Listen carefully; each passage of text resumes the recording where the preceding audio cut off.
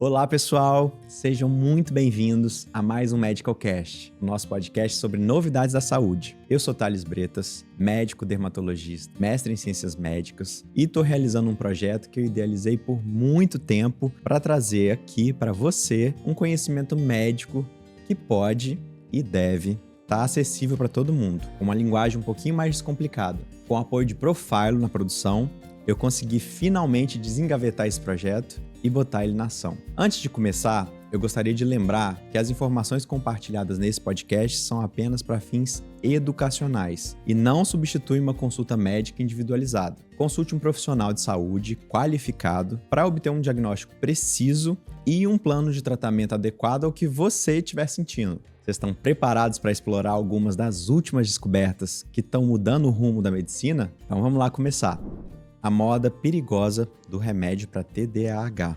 Uma psiquiatra americana alerta para a falta de medicamento e insumos para tratar o TDAH, que é o transtorno de déficit de atenção e hiperatividade, porque muitos adultos e jovens estão tomando esse remédio sem ter a indicação certa. O diagnóstico correto desse transtorno pode ser difícil, inclusive para psiquiatras, já que a falta de concentração é um sintoma comum em muitos transtornos mentais, como a depressão e a ansiedade, por exemplo. Como não tem uma ferramenta específica para dar o diagnóstico certo de TDAH, muitas pessoas passam a recorrer aos estimulantes, derivados de anfetaminas, para ficarem mais focadas e performar melhor nas atividades diárias, tipo escola, trabalho e até na vida social. Sintomas como perder objetos ou procrastinar foram divulgados em redes sociais, aumentando a busca por informações sobre o TDAH e também o seu tratamento. Mas muitas dessas informações são imprecisas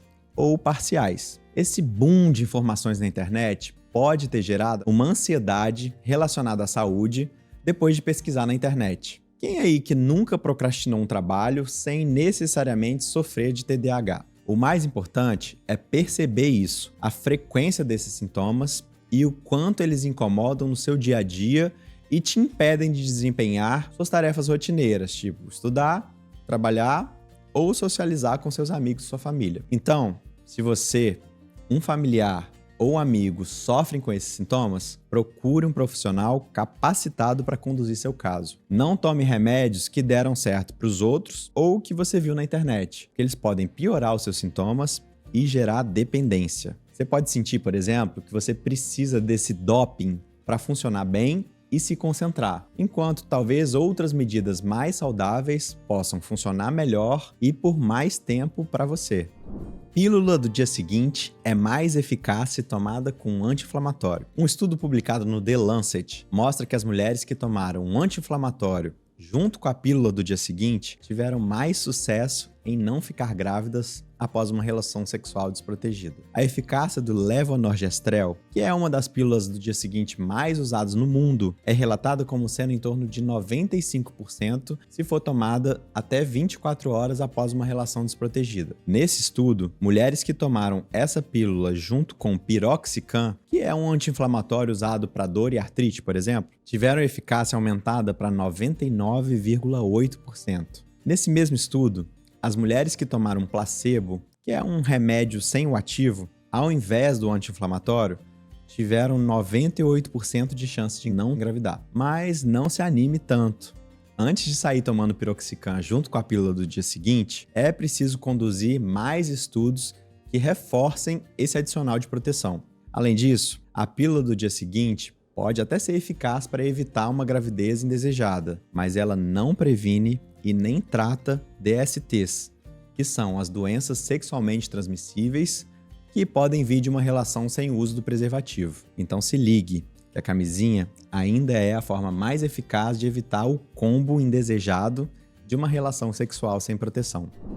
Unifesp desenvolve córnea artificial brasileira. Você sabia que o Brasil é o segundo país com mais doações de órgãos do mundo? E o órgão mais transplantado é a córnea, uma das camadas do olho que pode gerar cegueira quando ela está doente. Infelizmente, até 15% desses transplantes são rejeitados e as chances de sucesso diminuem a cada cirurgia seguinte. Para esses casos complexos, A solução costuma ser a ceratoprótese, conhecida também como córnea artificial, e a mais comum delas é produzida em Boston, nos Estados Unidos. Por isso, pesquisadores do Departamento de Oftalmologia da Escola Paulista de Medicina da Universidade Federal de São Paulo, a Unifesp, decidiram criar uma prótese 100% nacional.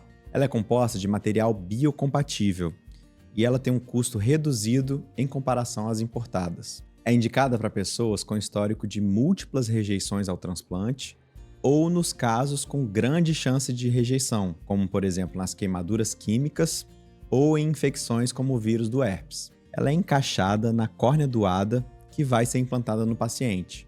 E por isso, essa prótese não substitui o transplante. A prótese produzida no Brasil ainda não tem registro da Anvisa. Para que isso torne uma realidade, é preciso ainda o apoio financeiro de agências que ajudem a desenvolver as pesquisas ou do próprio Ministério da Saúde. Mas eu já amo a ideia de não precisar importar essa ceratoprótese e poder contar com um produto nacional desenvolvido pelas mentes brilhantes que a gente tem por aqui. Então vamos embora, gente, financiar esse projeto da Unifesp. A gente está agora no Outubro Rosa, que é o mês de conscientização sobre o câncer de mama. Esse câncer é o mais prevalente em mulheres depois do câncer de pele não melanoma. O maior congresso de oncologia do mundo, que é promovido pela ASCO, a Sociedade de Oncologia Clínica Americana, aconteceu recentemente em Chicago, nos Estados Unidos, e trouxe algumas perspectivas novas e animadoras para o tratamento desse tipo de câncer. Por exemplo, um medicamento novo que chama ribociclib, quando associado ao tratamento endócrino já usado, traz benefícios nos casos de câncer de mama inicial, que são cerca de 70% dos tumores diagnosticados. Um outro estudo apresentado foi para os casos de câncer de mama HER2 positivos, que tem esse receptor específico nas células cancerígenas. O tumor HER2 positivo representa aproximadamente 20% dos casos de câncer de mama e tem um risco importante de recidiva. É agressivo, aparece e cresce de uma forma muito rápida. Ele responde bem à quimioterapia, que é um tratamento muito importante, mas tem alta taxa de toxicidade para o organismo da paciente. Esses dois medicamentos novos são anticorpos que têm como alvo as células cancerígenas com esse receptor HER2 positivo. O trastuzumab se liga a essas células, inibindo seu crescimento. Já o pertuzumab, junto com o trastuzumab e a quimioterapia, retarda a progressão da doença e aumenta a sobrevida da paciente.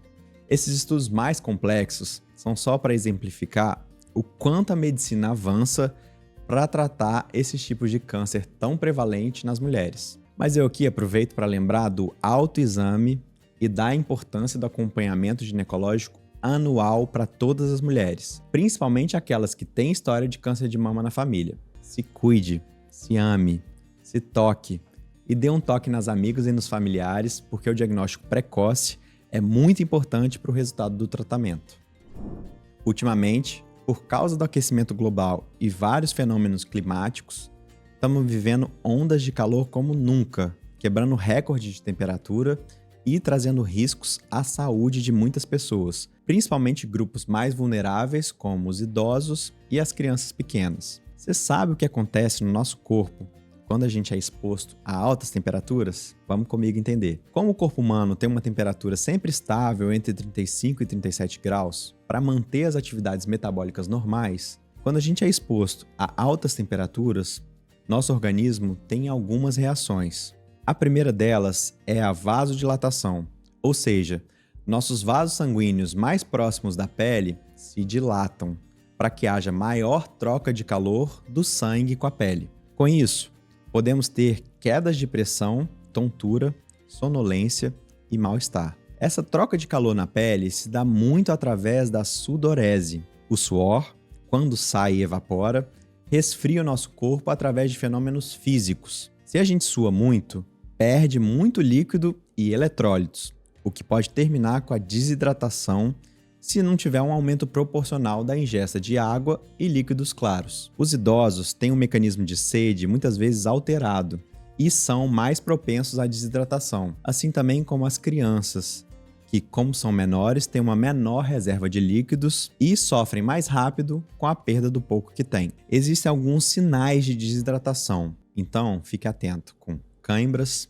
sede intensa, fadiga, tontura e náuseas ou vômitos. As pessoas que tomam remédio para controlar a arritmia ou que têm marca-passo podem sofrer um pouco mais com a hipotensão. No calor, como a gente tem essa dilatação dos vasos periféricos, o coração normalmente compensa aumentando a frequência cardíaca dos batimentos para justamente regular a pressão sanguínea. Se você tem esse mecanismo bloqueado, como quem toma esses remédios ou quem tem marca-passo, você pode sentir mais as variações de pressão. Quem também toma diuréticos pode desidratar mais facilmente, aumentando a perda de líquidos. Sendo assim, eu vou dar aqui 5 dicas para diminuir o impacto desse calor na sua rotina.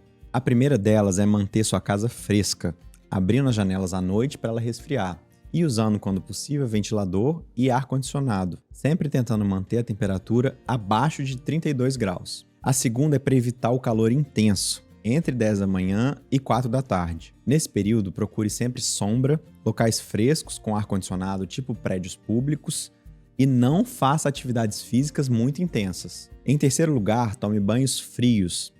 Use compressas geladas e álcool para resfriar o corpo. Prefira sempre roupas leves, mais largas, de algodão e aproveite da proteção de óculos e chapéu se precisar se expor ao sol. A quarta e um pouco óbvia é: tome bastante água e líquidos claros. Evite álcool e cafeína que podem aumentar a desidratação. E a última dica é: procure ajuda se sentir tontura, fraqueza, sede intensa, dor de cabeça, náusea, vômitos e confusão mental.